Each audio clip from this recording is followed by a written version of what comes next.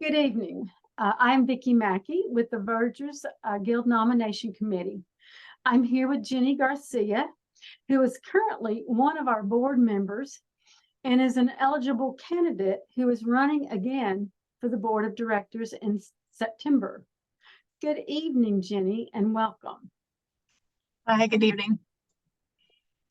If you will, please tell us where you are from and what church you serve in as Verger. I am in Colorado and I serve at St. Aidan's Church in Boulder, Colorado. Okay, thank you.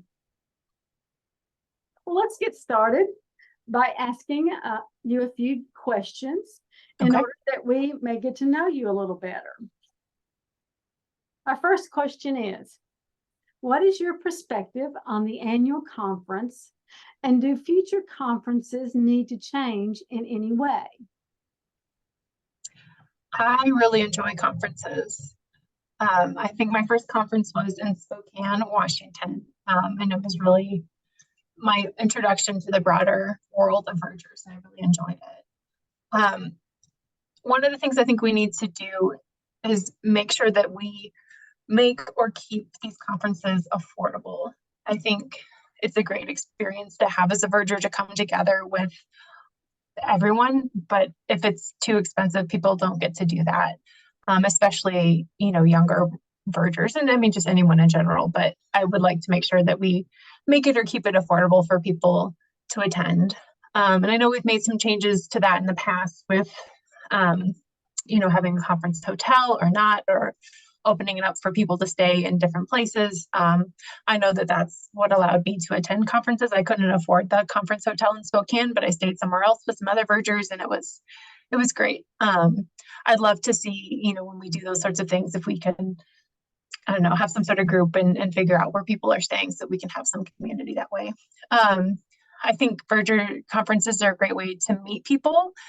I would love to add some more, I don't know, I hate the thing, but like intentional kind of mixers or something. I think it's a great time to come together and see people that you haven't seen in a long time and you already know them, but it can be a little isolating if, you don't know a lot of people. And so if we can put something in there, nothing like crazy or really overwhelming, but just some like intentional kind of get to know you so we can meet other people and find things that we have in common with folks and just kind of broaden that world of people that in the Verger world. And the last thing I think I would like to see, and we've done a little bit of this already, but see if there's a way to make it possible to have like an a la carte option for our banquet. I feel like there's some spouses out there who would be happy to travel and entertain themselves for a couple days and then would like to come to the banquet, especially if their person's being accepted as a member or as a fellow into the guild, but maybe they don't want to go to the whole conference. Maybe that's not their whole thing. So I think it'd be really fun if we could find a way to open that up to more people who didn't attend the whole conference but want to be there for the banquet. Thank you. Second question. What do you consider are your best skills and assets that you would bring to the board or that you have already brought to the board? So I have a lot of experience in nonprofit management. I work as an assistant director in client services for a large nonprofit here in Colorado. I have experience planning conferences. I was on the host committee for the conference and we had it in Denver. And I think that is, the biggest thing that we do all year. So I think that experience is really helpful. I have experience in church leadership. I'm currently on the vestry at St. Aidan's, and this is my second term. And I've served on a number of discernment committees for people as well. And then I have a lot of experience working with intergenerational communities, but especially with younger people. So college students and high school students and younger kids. And I think that that's a great way. They're a next generation of Vergers. And so having that experience, I think gives me the skill set to help kind of encourage those people to come in and work with us. Okay, thank you. Our third question is, how would you go about getting more information available to reach the unrecognized, unacknowledged Verger in the many churches and dioceses about the guild to become members? It's a really hard question, but I have a couple ideas about that. So I think the first thing, the reason I got involved in verging was because I have a priest who loves vergers and will tell everyone how much she loves vergers and how helpful we are. And so I think having good clergy liaisons is like one of the first steps, because, you know, I feel like every church does have a verger, whether you know it or not, whether they know it or not. But if you have a clergy person who can say, I see that you're doing all these things, I think there's this role for you that I'd love to see you in, I'd love for you to explore. I think that for a lot of people is the way in the door. We also in Colorado frequently have a booth at our diocesan convention. So you have delegates and things like that from every parish, obviously, and we have a table there, and we'll go and sometimes wear vestments, sometimes not, but just be a resource. We come with like, what is the verger and what do we do? And can kind of talk to people. And it's great when you're at convention because a lot of the delegates are people who are already very involved in their parish and might actually be the unrecognized verger. And so that's a great place where you can kind of meet people in that situation. It's also a great time to meet those potential clergy liaisons as well, to meet them and to say, oh, this is what we do. This is how we help at my parish. This is the work that the rector asks us to do. And so I think that's a great way to share that information.